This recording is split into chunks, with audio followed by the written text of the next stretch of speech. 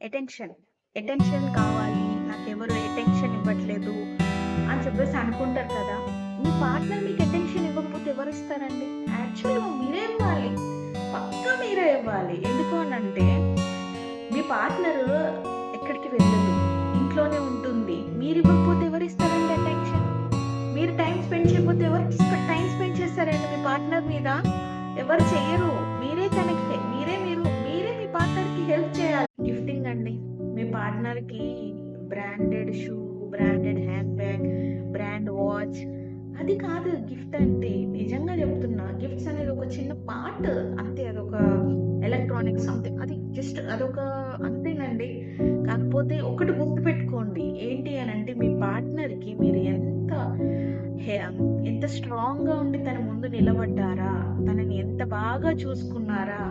అదే వాళ్ళు గుర్తుపెట్టుకుంటారు. ఒక సడన్ మనం బావుంటే చాలు పక్క వాళ్ళ గురించి మనకెందుకు అలాంటి ఆలోచనలు పెట్టుకోకండి. నిజంగా చెప్తున్నాను. మన లైఫ్‌లో రేర్ పర్సన్స్ వస్తారండి. అది పార్ట్నర్ అవ్వచ్చు, ఫ్రెండ్స్ అవ్వచ్చు.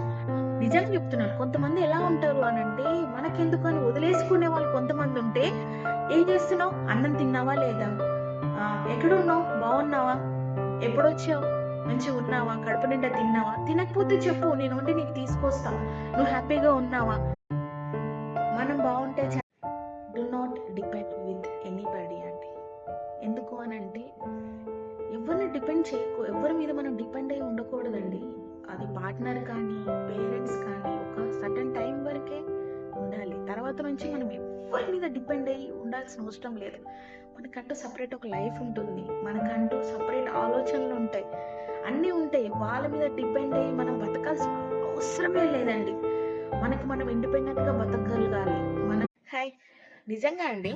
ఒక హస్బెండ్ వచ్చేసి భార్యకి సపోర్ట్ చేస్తే తనంత అదృష్టవంతురాలు ఇంకొకటి ఉండదండి.